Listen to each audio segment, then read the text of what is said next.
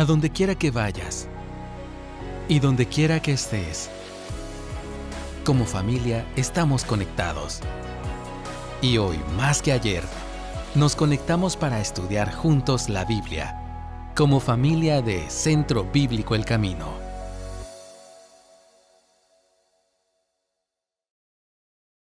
Muy bien. Algo que me gusta a mí, cuando estoy leyendo un libro, cuando estoy viendo una película, cuando estoy viendo una serie, es cuando no solo es una buena historia, es un buen relato, sino que se enfoca en los personajes. Me gusta cuando expliquen el trasfondo del personaje, por qué es como es, por qué dice lo que dice, explorar qué es lo que está pensando durante la trama, durante la historia. Y pues cuando se trata de una película así, cuando se trata de un libro así, a mí me cautiva, a mí me encanta. Este año nos hemos embarcado en el estudio del Evangelio de Juan y hemos denominado la serie Yo Soy. Y esta mañana vamos a continuar estudiando el Evangelio de Juan, así que ¿por qué no buscamos Juan capítulo 5? Juan capítulo 5. Si recordamos, como mencionaba, hemos estado estudiando Juan e hicimos una pausa durante Semana Santa, pero ahora lo retomamos. Juan capítulo 5. Y lo que vamos a estar haciendo con el pasaje de esta mañana es que nos vamos a estar enfocando en los personajes. ¿Quiénes son los participantes en nuestro relato? Juan capítulo 5. Leamos inicialmente Juan 5 de los versículos 1 al 9. Dice, después de esto, se celebraba una fiesta de los judíos y Jesús subió a Jerusalén. Hay en Jerusalén, junto a la puerta de las ovejas, un estanque que en hebreo se llama Betesda, que tiene 5 pórticos. En estos estaba en el suelo una multitud de enfermos, ciegos, cojos y paralíticos, que esperaban el movimiento del agua, porque un ángel del Señor descendía de vez en cuando al estanque y agitaba el agua. Y el primero que descendía al estanque después del movimiento del agua quedaba curado de cualquier enfermedad que tuviera. Estaba ahí un hombre que hacía 38 años que estaba enfermo. Cuando Jesús lo vio acostado ahí y supo que ya llevaba mucho tiempo en aquella condición, le dijo, ¿quieres ser sano? El enfermo le respondió, Señor, no tengo a nadie que me meta en el estanque cuando el agua es agitada. Y mientras yo llego, otro baja antes que yo. Jesús le dijo, levántate, toma tu camilla y anda. Al instante el hombre quedó sano y tomó su camilla y comenzó a andar. ¿Por qué no oramos y le entregamos este tiempo de meditación en la palabra a Él? Amado Padre Celestial, le damos gracias por esta mañana, gracias que podamos estar aquí reunidos con total libertad de poder abrir, leer, estudiar tu palabra. Padre bendito, te rogamos que esta mañana quites toda distracción, quites cualquier cosa que nos desvíe de ti y que podamos estar atentos a tu voz, estar atento a lo que tú nos quieres decir esta mañana. Abre nuestros oídos, abre nuestros corazones a lo que tú nos quieres decir, Señor. Te entregamos este tiempo a ti.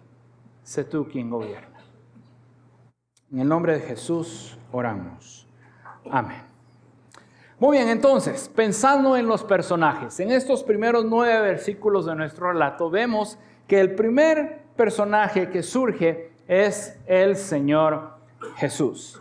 Ahora, si nosotros observamos al final del capítulo 4, Jesús se encontraba en Galilea. Algún tiempo después, entonces, Jesús regresó a Jerusalén para celebrar una de las fiestas judías. Realmente Juan no nos indica cuál era la fiesta que se estaba celebrando, pero el objetivo era establecer que Jesús estaba en Jerusalén. El versículo 2 nos da un lugar más específico, cerca de la puerta de las ovejas. La puerta de las ovejas era una puerta que estaba en la parte norte de la muralla de Jerusalén. Ahora, si nosotros recordamos hace un par de semanas, cuando estábamos estudiando la entrada triunfal, Él entró a Jerusalén a través de esta puerta. Era la que estaba más cerca del templo. Entonces, la entrada triunfal se dio a través de este lugar. Cerca de esta puerta está un estanque de agua. Varios manuscritos griegos se refieren a este estanque como Bethesda o Betsaida. Significa casa de efusión o casa de misericordia. El nombre moderno es la piscina de Santa Ana. Ahora, en la primera parte del versículo 3 observamos que personas con alguna enfermedad, con alguna discapacidad física, solían recostarse en los pórticos debido a los elementos curativos del agua.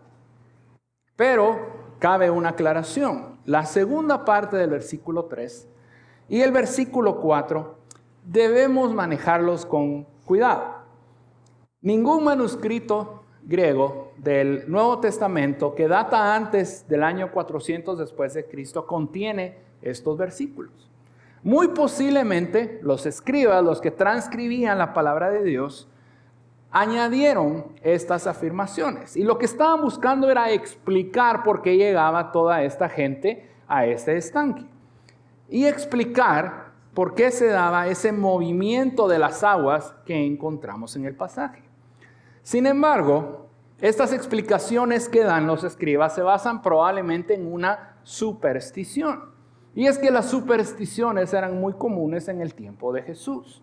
Una explicación más probable es que esta turbación del agua que se daba era por la presencia de manantiales.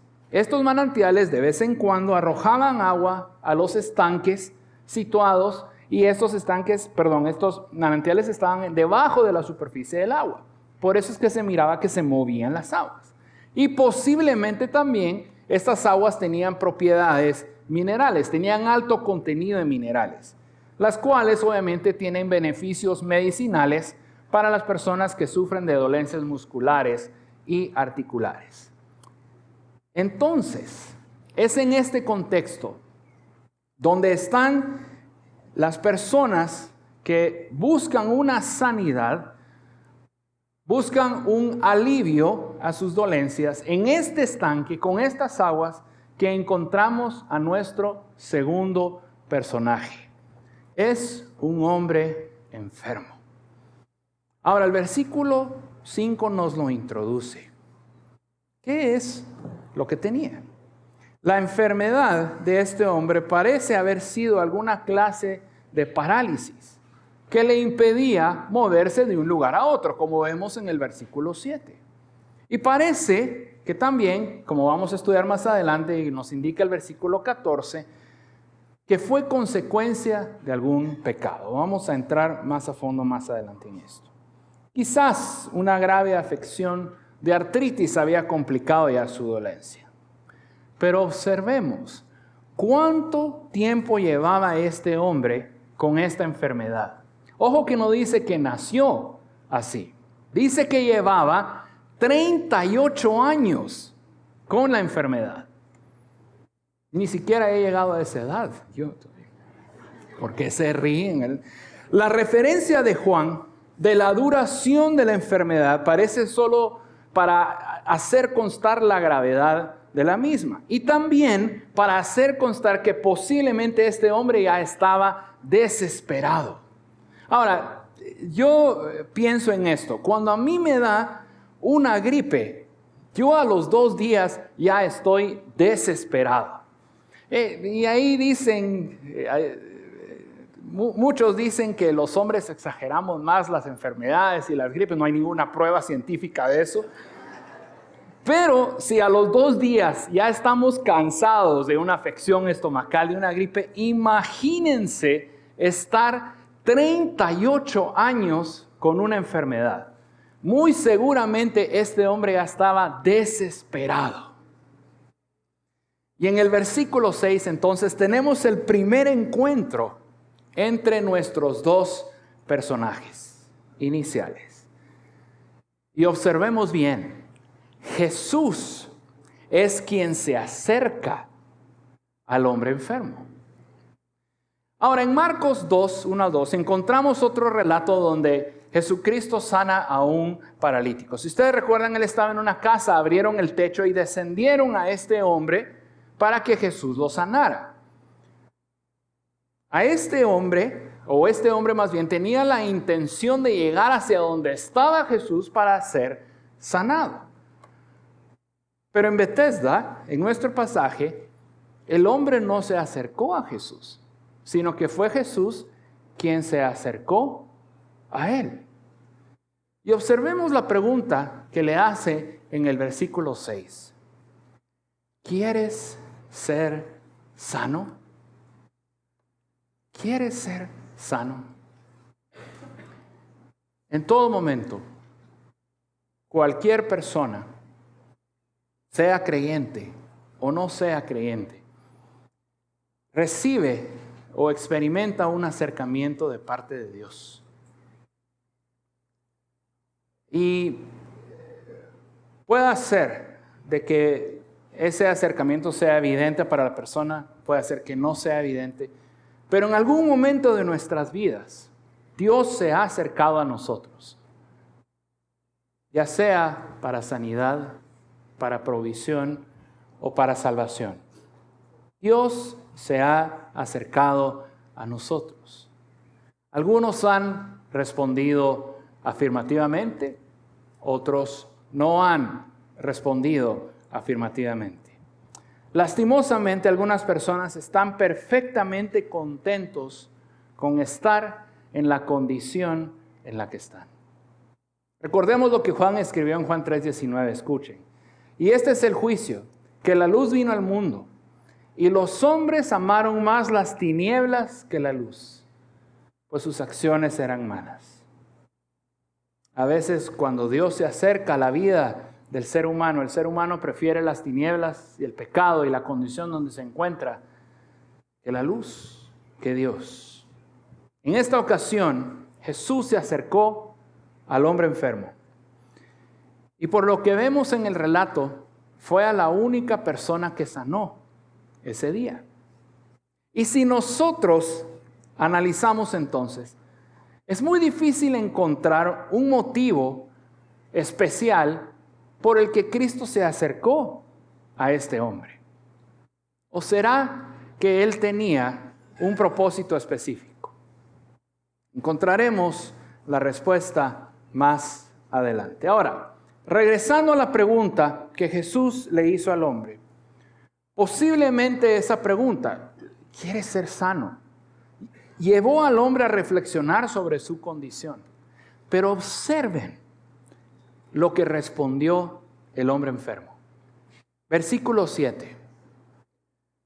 Señor, no tengo a nadie que me meta en el estanque cuando el agua es agitada. Y mientras yo llego, otro baja antes que yo. Evidentemente, este hombre creía que solamente la primera persona que entrara en el agua, después de que se agitara la misma, experimentaría sanidad.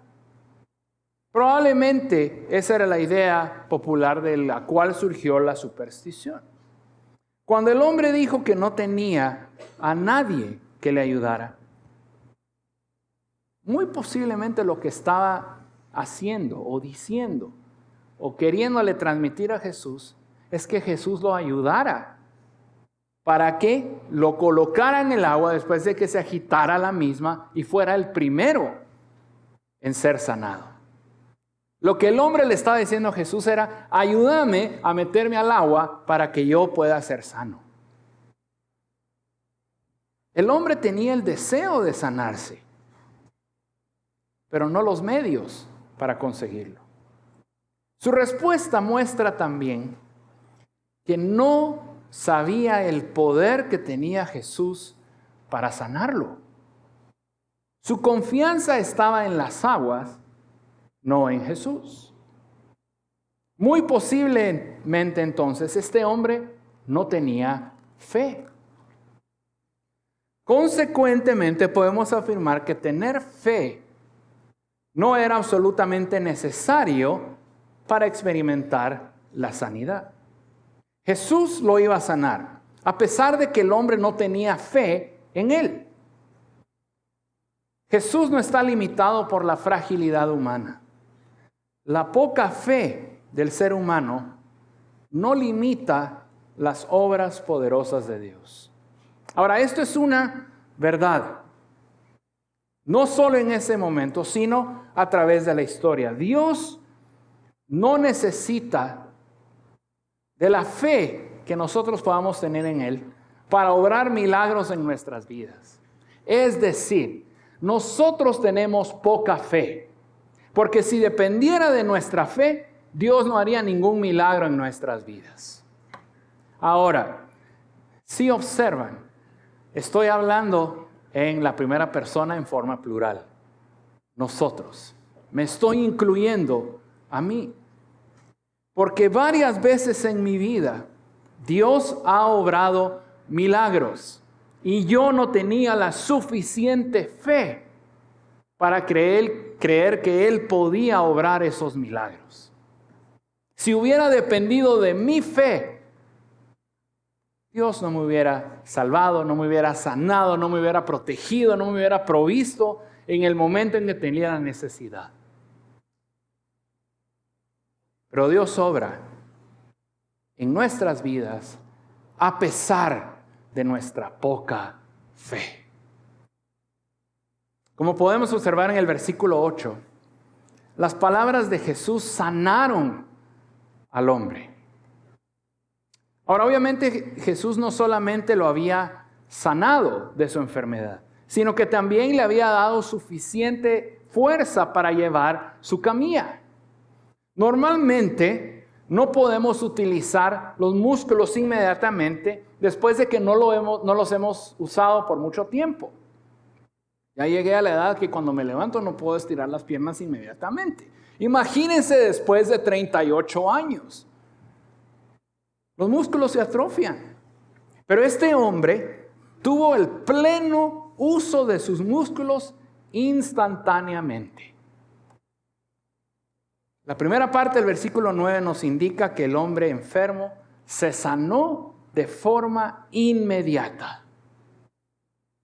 Isaías había predicho en el capítulo 35 que cuando viniera el Mesías, Él iba a sanar a los cojos.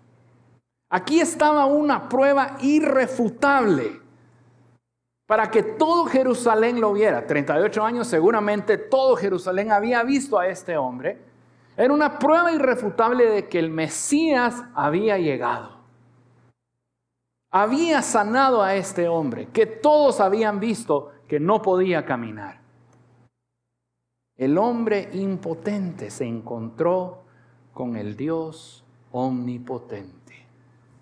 Y al igual que en esa instancia, los milagros que suceden en nuestras vidas, estoy casi seguro que si le preguntara a todos los que están aquí, más de algo milagroso han visto en sus propias vidas.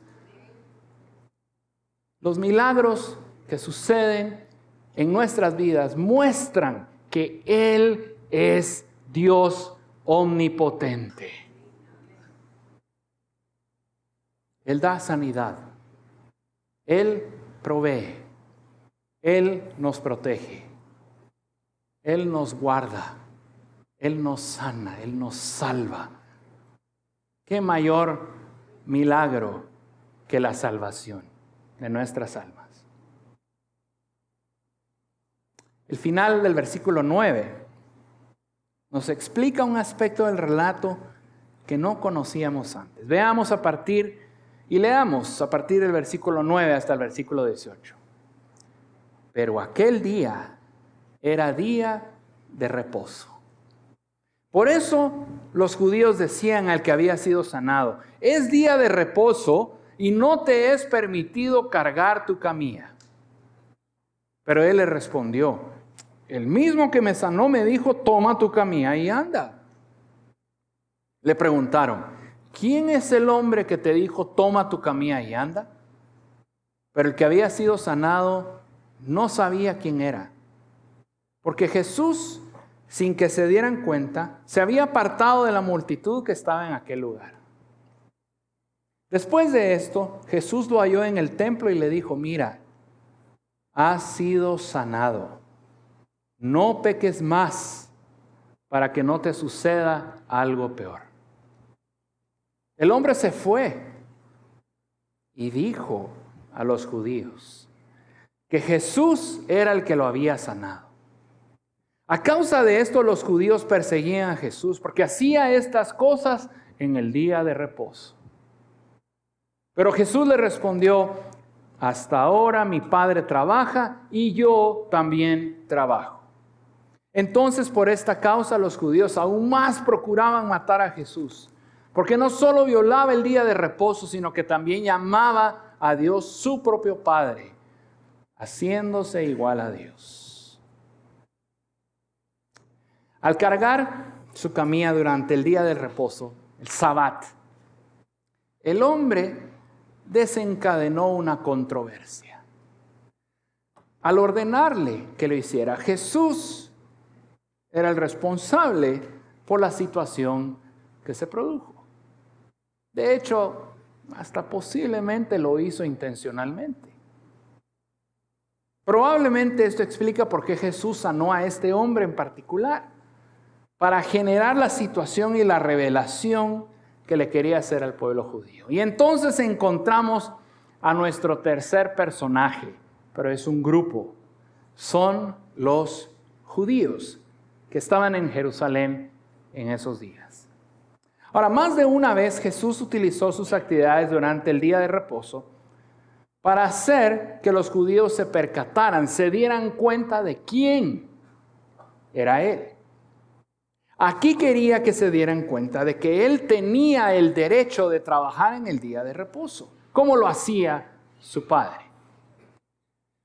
El problema es que según la interpretación judía predominante de la ley en esos días, es que no era lícito llevar nada de un lugar a otro durante el Sabbat. Llevar una cosa de un lugar a otro constituía un delito capital que hasta podría acarrear la lapidación. Ahora, los rabinos permitían casos excepcionales, como el traslado de un cojo de un lugar a otro por razones de compasión. Pero ojo, no permitían sanar en el día de reposo. ¿Cuál era la verdadera intención de Dios en cuanto al cuarto mandamiento de guardar el día de reposo? Era para liberar a las personas de tener que trabajar los 7 días de la semana. Era para que hubiese un descanso. Esto lo encontramos en Éxodo 20 y en Deuteronomio 5. Por lo tanto, que el paralítico fuera sanado no estaba infringiendo la intención de Dios en cuanto al cuarto mandamiento. Lo que estaba violentando era la interpretación de los rabinos de la ley. Ahora, en los versículos 11 al 13 vemos la actitud que tomó el hombre que fue sanado. ¿Qué podemos observar?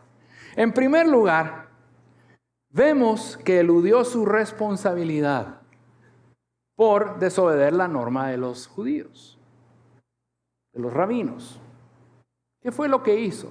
Si nosotros observamos los versículos, lo que hizo fue echarle la culpa a Jesús. El que me sanó, Él fue el que me dijo que yo cargara mi camilla. Culpar, ¿me escuchan?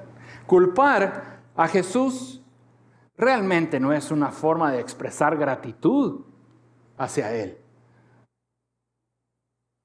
¿Pero por qué hizo eso? ¿Por qué tomó esa actitud? Muy probablemente porque tenía temor de lo que le iban a hacer los judíos. Los judíos lo que querían saber era quién se había atrevido a contradecir el significado del cuarto mandamiento. A sus ojos, la persona que lo había hecho era un delincuente que estaba violentando la ley. Ahora, llama poderosamente la atención que los judíos no mostraron en ningún momento ningún interés en el hecho de que él había sido sanado. 38 años enfermo, estaba sanado, estaba caminando enfrente de ellos y a ellos lo que les importaba era que había sido en el día de reposo. No vieron al sanador, no vieron al Salvador. Lo único que les importaba era saber quién era ese delincuente que desobedeció la ley. Ahora, como nos indica el versículo 13, el hombre no sabía quién era Jesús. Esto indica, nuevamente, que su fe no es lo que provocó la sanidad, sino que la gracia de Dios fue lo que lo sanó. La gracia de Dios alcanzó a una persona necesitada. ¿Qué hizo Jesús? Él se había retirado para evitar un enfrentamiento prematuro con los judíos y posiblemente su liderazgo.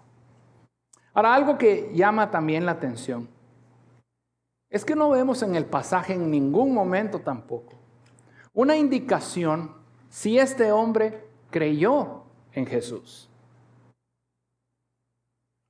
Tampoco sabemos si lo buscó después de haber sido sanado.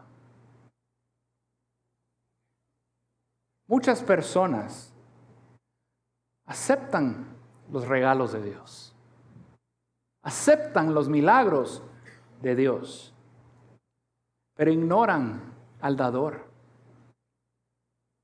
Algunos experimentan verdaderos milagros en sus vidas, pero no tienen una fe verdadera.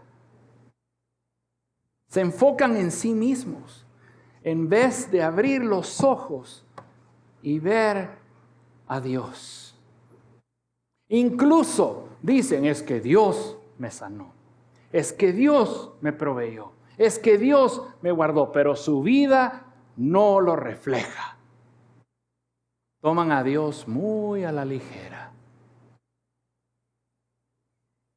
Como podemos ver en el versículo 14, poco después Jesús encontró nuevamente al hombre en el templo. Evidentemente, Jesús lo buscó a propósito. Y lo que hizo fue advertirle que no utilizara su sanidad como una oportunidad para seguir pecando. Si lo hacía, sobrevendrían consecuencias peores a lo que ya había experimentado.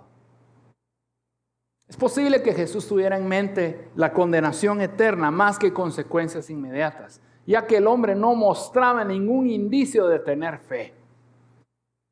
Ahora, una aclaración importante en este punto, mis hermanos.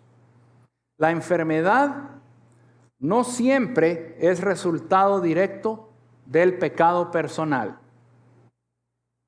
En este caso, sí lo fue.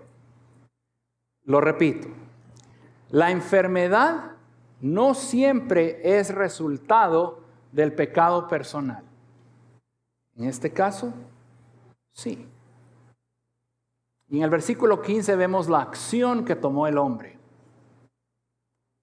Recordemos, Jesús lo buscó, lo encontró y le dijo que ya no pecara. ¿Qué hizo este hombre? Versículo 15. Fue a buscar a los judíos. No hizo nada para glorificar a Dios. No nos dice que agradeció a Jesús. Sabía que los judíos estaban buscando a Jesús porque lo consideraban un delincuente. Y entonces el ingrato lo que hizo, queriendo salvar su pellejo, fue implicar a Jesús. No apreció la advertencia de Jesús de que ya no pecara. ¡Qué corazón más duro! 38 años enfermo, Jesucristo lo sana y su forma de agradecerle es ir a delatarlo con los judíos. Cuidado, mis hermanos, de que no hagamos lo mismo. de que recibamos los milagros de Dios y continuemos pecando o tengamos vidas de pecado. Mucho cuidado. El hombre que fue sanado es un ejemplo de alguien que respondió de una forma inadecuada al milagro que recibió. Representa a aquellos a los que ni siquiera las señales, los milagros, pueden llevarlos a una fe auténtica. Muchas personas piden milagros. Es que si me hace un milagro voy a creer en Dios. De veras. Si esa es la actitud, nunca va a creer en Dios. Lo que se requiere es fe en Dios, no un milagro para creer. El versículo 16 nos habla de qué hicieron los judíos cuando les habló este ingrato. Cuando dice estas cosas, parecen ser los actos de Jesús de sanar al hombre y ordenarle que cargara su camilla y caminara. En lugar de adorar a Jesús, o por lo menos considerar sus afirmaciones, preguntarle, ¿quién eres? ¿Cómo pudiste sanar a este hombre? Lo que hicieron los judíos es perseguirlo por hacer lo que ellos consideraban como un trabajo en el día de reposo. Realmente se trata de la primera declaración abierta de hostilidad en contra de Jesús que encontramos en el Evangelio de Juan. ¿Cuál era la razón? La supuesta violación de la ley en el día del reposo, el cuarto mandamiento. Ahora, si nosotros analizamos un poco, Jesús podría haber esperado un día más para hacer la sanidad y no hacerlo en el día de reposo. O podría también haberlo sanado y sin llamar la atención decirle que esperara y después llevara su camilla. Pero Jesús lo sanó en el día de reposo y le dijo que cargara su camilla. Todo esto entonces fue para crear una situación pública. Por eso es que él tomó la iniciativa de ir a buscar al hombre y preguntarle, ¿quieres ser sano? Lo hizo para revelar que tenía la misma naturaleza, el mismo poder y la misma autoridad que Dios Padre. Intencionalmente lo hizo. En el versículo 17 vemos que Jesús se defendió afirmando que estaba haciendo el trabajo de Dios. Los rabinos consideraban irónicamente que Dios sí trabajaba en el día de reposo, pero simplemente mantenía el universo, seguía impartiendo vida. Pero Jesús entendía que Dios trabaja constantemente. Por eso dice, hasta ahora mi Padre trabaja. Jesús afirmó que estaba haciendo lo mismo que Dios hace, porque dijo, y yo también trabajo. Dios no suspende sus actividades porque se trate del día de reposo. Jesús tampoco lo iba a hacer. Realmente él intentaba afirmar su deidad. Además, si ustedes observan, al hablar de Dios, se refirió a Él como mi Padre. Jesús estaba afirmando que tenía una relación única con Él. La obra que Jesús había realizado era del mismo tipo, de la misma clase que haría su Padre. Proporcionó una nueva vida a este hombre, como el Padre proporciona salvación a los que han pecado. Ahora, a los judíos no se les escapó la fuerza de lo que Jesús estaba diciendo. Es decir, su igualdad con Dios Padre. Pero si nosotros observamos el texto, ¿realmente Jesús se estaba presentando como igual a Dios? no pareciera tan claro para nosotros. Lo que pasa es que para la mente occidental, la idea de un hijo connota, la idea occidental, hablando de nosotros, la idea de un hijo es una persona diferente, independiente de la del padre. Nosotros, si hablamos del hijo, sabemos que es una persona distinta de su padre, de su papá. Pero para la antigua mente oriental, como en los tiempos de Jesús, un hijo era la extensión del padre. Los antiguos consideraban que un buen hijo era aquel que hacía exactamente lo mismo que su padre. La palabra hijo connotaba una identificación, una unión con el padre, más que una distinción o un distanciamiento de este. Entonces, cuando Jesús dijo, mi Padre, estaba afirmando que el Padre y Él eran uno mismo.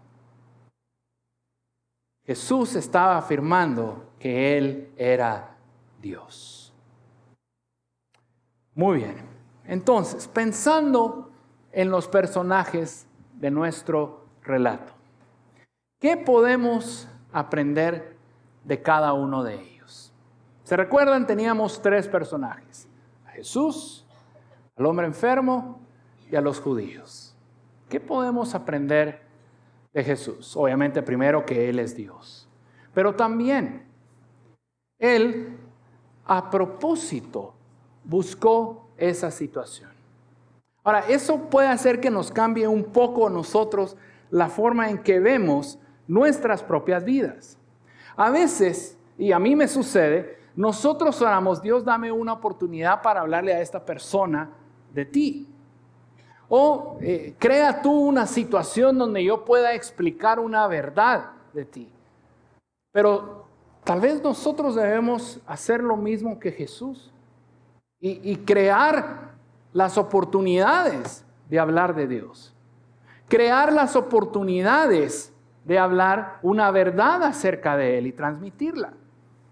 No sé si a ustedes les ha sucedido, pero a mí me sucede que a veces hay 2 personas que yo conozco que están hablando algo acerca de Dios y yo no tomo una actitud activa y me uno a la conversación o explico. A veces oigo que están diciendo unas cosas, Dios mío, los 2 están mal y se están peleando. Bueno, es una oportunidad para que nosotros que sabemos la verdad, basados en la palabra de Dios, tomemos esa oportunidad y expliquemos y hablemos. A veces también sabemos que hay una persona que necesita escuchar de Dios y lo que pedimos es que algún momento se dé alguna oportunidad. No esperemos la oportunidad. Tomemos, iniciemos la conversación sabiendo que hay necesidad en esa persona. Segundo, ¿qué podemos aprender del hombre que fue sanado? Obviamente, no debemos tener la misma actitud ingrata que tuvo él. Tenemos que tener gratitud hacia Dios por lo que Él ha hecho en nuestras vidas.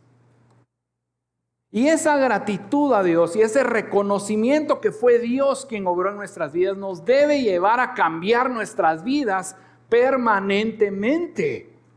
Nos debe llevar a tener fe y nos debe llevar a obedecerlo y a servirle.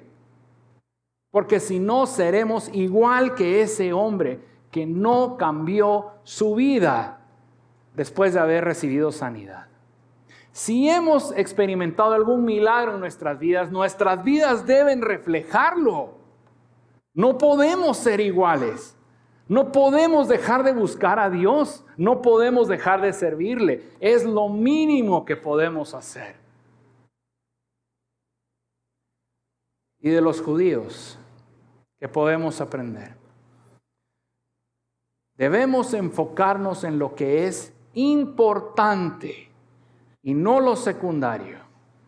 Ellos se enfocaron tanto en el día del reposo que no se dieron cuenta que tenían al Mesías enfrente de ellos. Muchas veces nos enfocamos en detalles y somos tan estrictos con detalles que nos perdemos de ver a Dios y su obra. Es como el relato de Marta y María, una tan ocupada de arreglar las cosas y la otra quería escuchar a Jesús. Es lo mismo. No nos distraigamos en cosas secundarias y menores que perdamos de vista a Dios y lo que es Él. La obra de Dios en nuestras vidas debe cambiarnos. Debe cambiarnos. Y como mínimo, debemos alabar a Dios por lo que ha hecho por nosotros. Cada oportunidad que tengamos de cantar y de alabarle a Él, debemos tomarla como reconocimiento de lo que Él ha hecho por nosotros. ¿En qué otra oportunidad lo hacemos? ¿En qué otra oportunidad alabamos a Dios y le cantamos a Él? Puede ser que entre semanas lo hagamos, pero colectivamente como congregación es muy distinto, es una oportunidad única. Gabriel mencionaba esta mañana la iglesia perseguida. Ellos darían cualquier cosa por estar sentados aquí alabando a Dios con total libertad. ¿Y por qué nosotros no alabamos? Es lo mínimo que podemos hacer por lo que Dios ha hecho por nosotros. Pongámonos de pie y oremos a nuestro Dios. Amado Padre Celestial, alabamos tu santo nombre y te bendecimos. Reconocemos que tú eres Dios. Reconocemos que tú nos has salvado. Reconocemos que tú eres un Dios de milagros. Eres un Dios que nos ama, que nos busca, que se preocupa por nuestras necesidades, que no descansa protegiéndonos, cuidándonos, guardándonos, proveyéndonos, sanándonos. Aún en medio de situaciones difíciles, tristes, de desconsolación, de dolor, tú estás allí. Nada escapa de tu voluntad. Ayúdanos, Señor, a no perder de vista que tú eres Dios y que un día estaremos contigo en la eternidad. Pero que para mientras estamos aquí y aún en la condición en la que estamos y las vidas que nosotros tenemos, tú tienes gracia de nosotros y nos sanas y nos salvas. Gracias. Ayúdanos, Señor, a recordar tus bondades. Ayúdanos, Señor, a elevar alabanzas a ti, a darte gracias por las obras que tú haces en nuestra vida. Por tu gran amor, tú nos perdonas. Cámbianos, Señor, para vivir vidas de gratitud, vidas de alabanza a ti. En el nombre de Jesús oramos. Amén. A donde quiera que vayas y donde quiera que estés, mantente conectado con Dios. Y también conéctate con nosotros a través de nuestras redes sociales. Hasta pronto.